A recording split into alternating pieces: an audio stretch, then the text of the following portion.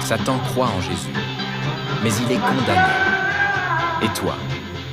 Beaucoup disent aujourd'hui, je crois en Jésus, donc je suis sauvé. Mais laisse-moi te dire une vérité qui dérange. Croire seulement ne suffit pas.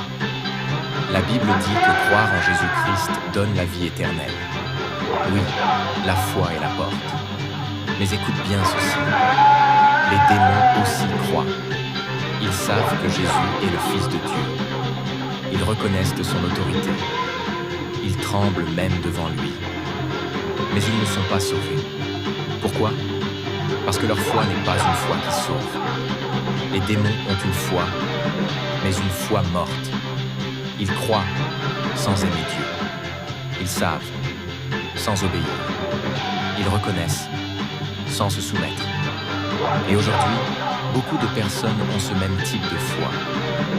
Ils parlent de Dieu, ils publient des versets, ils disent « Seigneur, Seigneur ». Mais leur vie ne change pas. Jésus-Christ a dit « Pourquoi m'appelez-vous Seigneur et ne faites-vous pas ce que je dis ?» La vraie foi n'est pas dans la bouche, elle est dans la vie. La vraie foi change ton cœur, te pousse à abandonner le péché, t'amène à obéir à Dieu, transforme ta manière de vivre chaque jour. Car celui qui aime Jésus garde ses commandements. Écoute bien ceci. Même si tu es dans le péché, même si tu fais des choses cachées, même si tu pratiques la sorcellerie, même si tu es lié aux ténèbres, tu peux encore te repentir.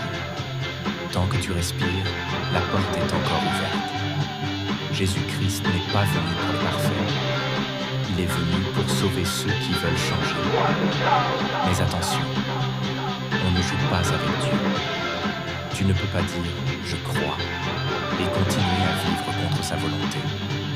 Le royaume de Dieu n'est pas pour ceux qui parlent seulement, mais pour ceux qui marchent dans la vérité.